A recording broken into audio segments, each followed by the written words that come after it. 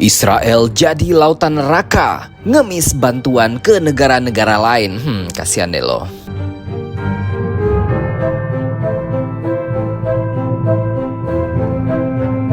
Israel dilanda kebakaran hebat.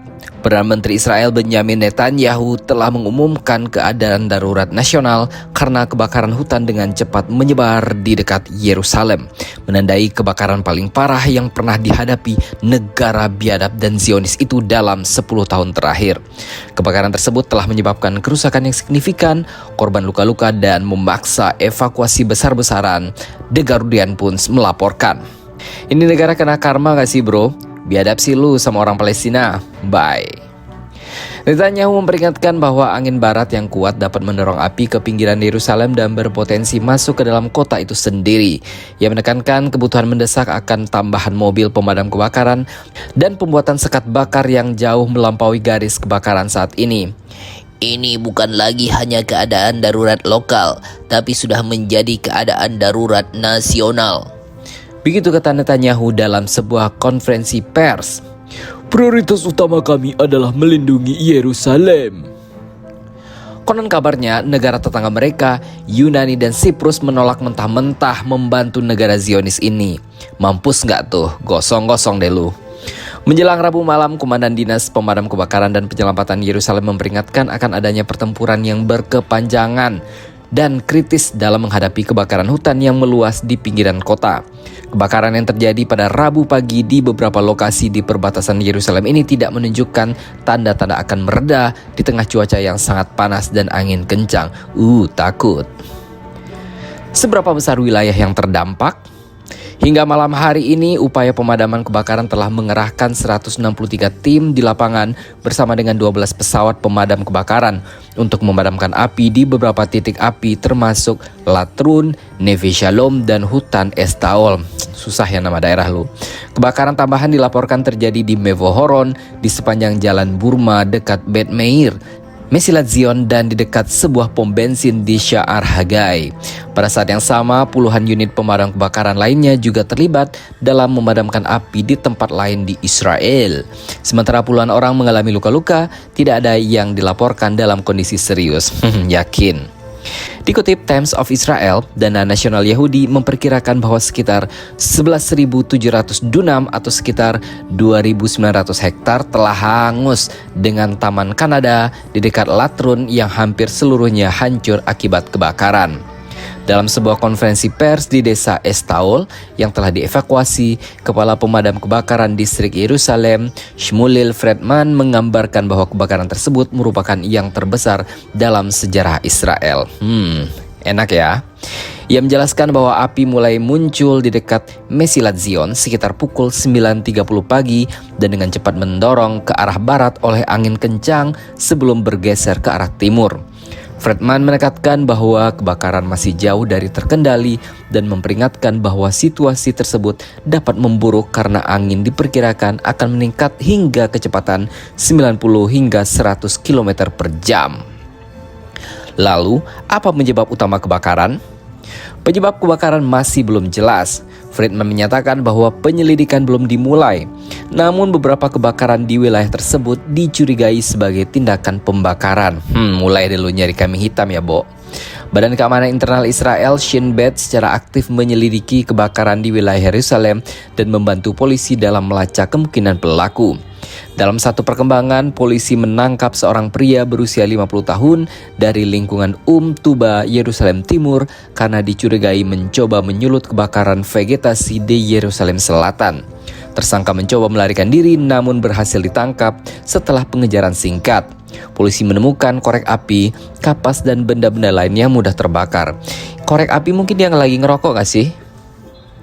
Ketika api menyebar ke arah timur, pihak berwenang memerintahkan evakuasi di Neve Ilam, Shores, Nataf, dan Yad Hoshmona sehingga menambah jumlah total komunitas yang dievakuasi menjadi 10.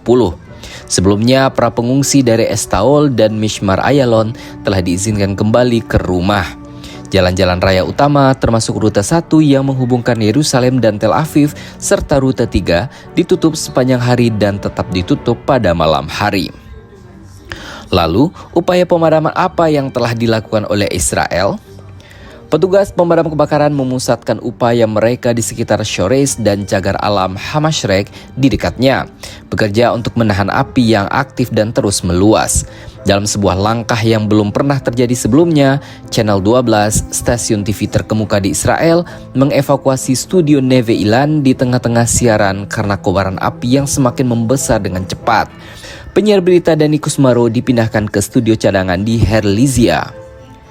Di luar Yerusalem, 24 tim pemadam kebakaran dan 4 unit relawan dikirim ke Israel Utara untuk memadamkan kebakaran di dekat Afula dan Ramat Zofi.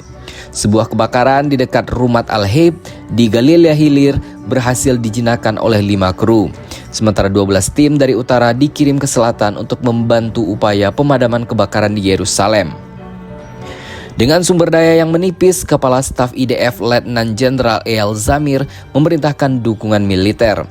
Angkatan Udara Israel mengerahkan tim pemadam kebakaran darat dari Pangkalan Udara, sementara helikopter unit 669 dan sebuah pesawat Bechavir King Air melakukan pengintaian udara. Pesawat angkut berat C-130J Super Hercules yang dikenal sebagai Shimson juga didatangkan.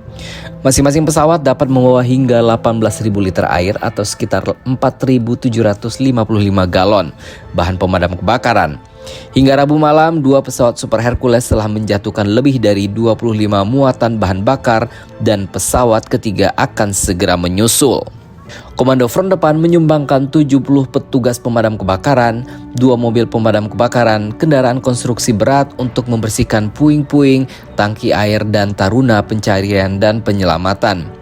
Direktorat Teknologi dan Logistik memasok mobil pemadam kebakaran tambahan dan lebih dari 100.000 liter air.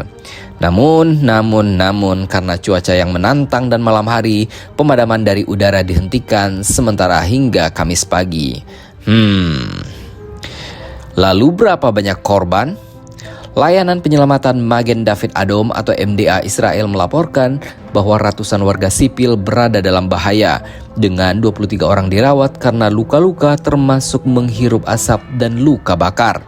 Di antara mereka yang dirawat di rumah sakit adalah 2 wanita hamil dan 2 bayi di bawah usia 1 tahun. Rumah-rumah sakit bersiap untuk kedatangan pasien.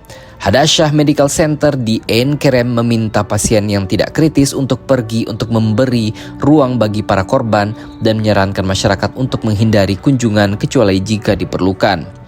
Gimana sih orang sakit kok dilarang ke rumah sakit? Kementerian Kesehatan melanjutkan persiapan termasuk kemungkinan evakuasi sebagian besar pasien kecuali mereka yang memiliki kondisi yang kompleks yang akan dipindahkan ke lantai atas jika api mendekat. Gal Pacis, kepala pengobatan darurat di Shamir, melakukan tidak ada cedera serius dan berharap sebagian besar pasien akan segera dipulangkan. Kok cepat-cepat pulang sih? Banyak korban luka berasal dari daerah Latrun yang dievakuasi lebih awal untuk upacara hari peringatan. Seorang pasien menceritakan bahwa ia nyaris tidak lolos dari kendaraan yang dilalap api. Selain itu, ada 12 petugas pemadam kebakaran yang juga mengalami luka ringan saat memadamkan api di dekat Yerusalem. Lalu bagaimana bantuan dari luar negeri?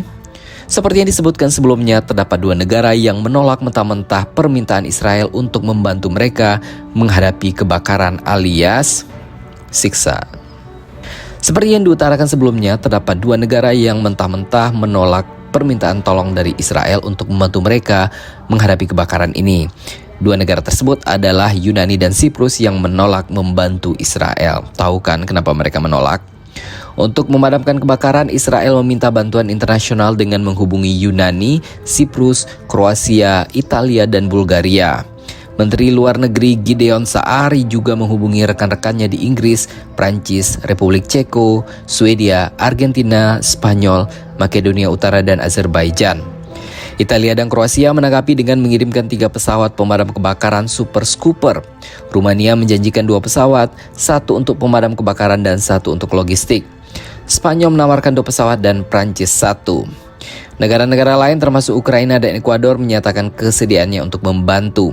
Otoritas Palestina menawarkan tim pemadam kebakaran, namun Israel belum memberikan tanggapan hingga Rabu malam. Malu gak sih lu, negara yang lu obrak-abrik sekarang menawarkan bantuan? Memanglah kalian Israel nih hangus deh lu semua.